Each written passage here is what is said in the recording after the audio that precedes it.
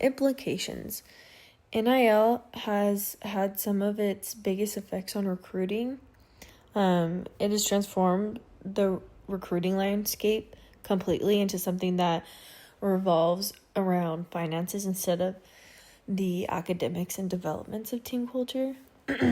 Way 2024 argues that NIL has turned recruiting into a financial arms race. Schools with larger donor collectives, often like the Power 5 programs, can promise more money rather than the smaller programs. So this gives them a major advantage when pursuing top athletes. Smaller Division 1 programs and Division 2 programs and even some of the mid-majors can't compete, even if they offer strong playing opportunities and good coaching. It's just not enough.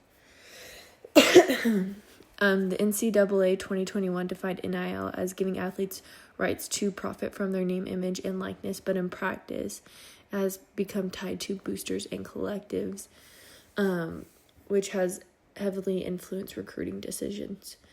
This kind of stretches the original intent of NIL and pushes the system into a pay-for-play model. Research by Pitt and Evans 2022 shows that NIL opportunities directly affect enrollment decisions. Some athletes now choose schools almost entirely based on projected NIL payouts instead of academics or the athletic fit for like their best fit.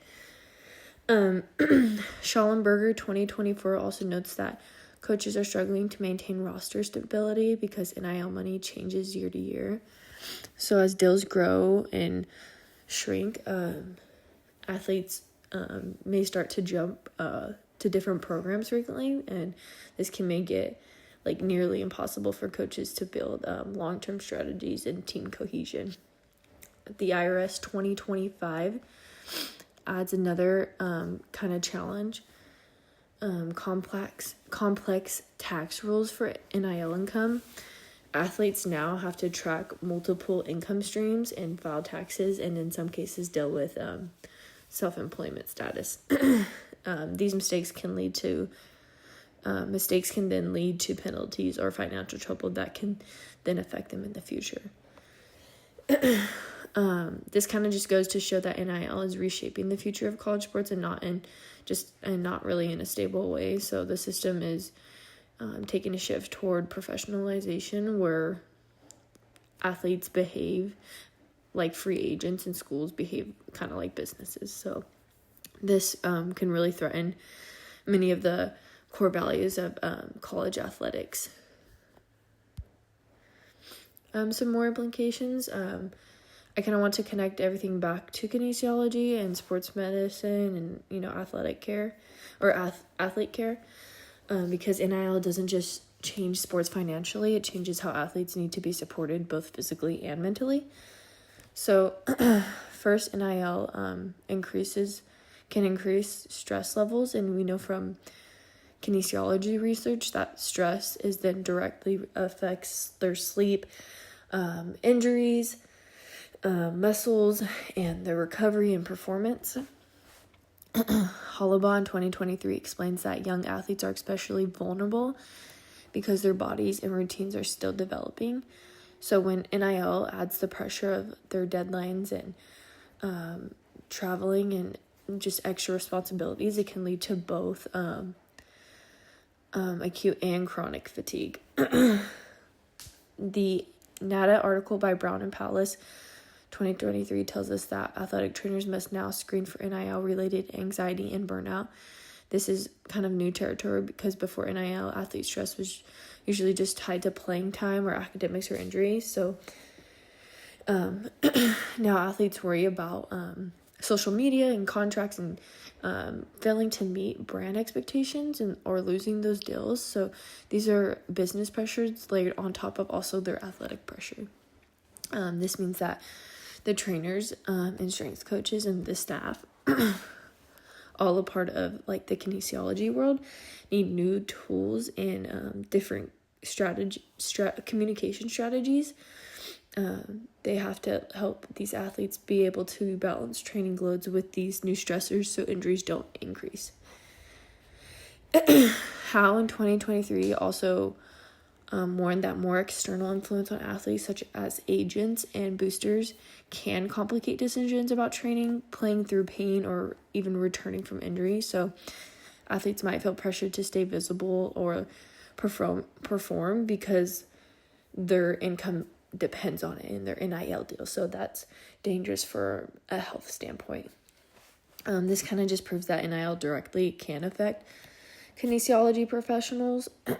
It changes like how we think about our recovery and athlete workload and mental health screenings and long-term well-being, because NIL isn't just a financial issue, it's also a health and performance issue. Just kind of a conclusion, just putting everything together. The goal of this of this presentation was to just show both sides, but also kind of take a stance. NIL has completely changed college sports, and the changes are not all positive.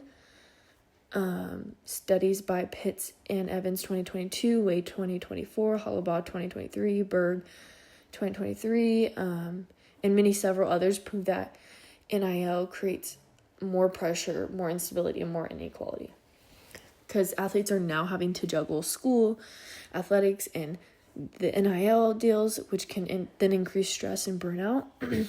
And wealthy programs have a huge financial advantage over the smaller programs, those that are being left behind, and recruiting is turning into a financial decision instead of a development one. So, and then adding in the transfer portal and NIL combination is leading to just this nonstop cycle of athletes switching schools. So this can hurt team culture and the development and even the educational foundation of the college sports. So it just means that college sports are kind of shifting away from what makes them meaningful and what they used to be, and which was, development and the growth and learning and team cohesion and unity. So moving forward toward a professional style, and it's now moving towards a professional style and money first kind of model. And if this kind of continues, kinesiology and sports medicine professionals will need new strategies to protect the athlete's well-being, because the pressures aren't going to go away. And these are the references I used throughout my presentation. Thank you guys for listening to my presentation, and I hope you really enjoyed it. Thank you.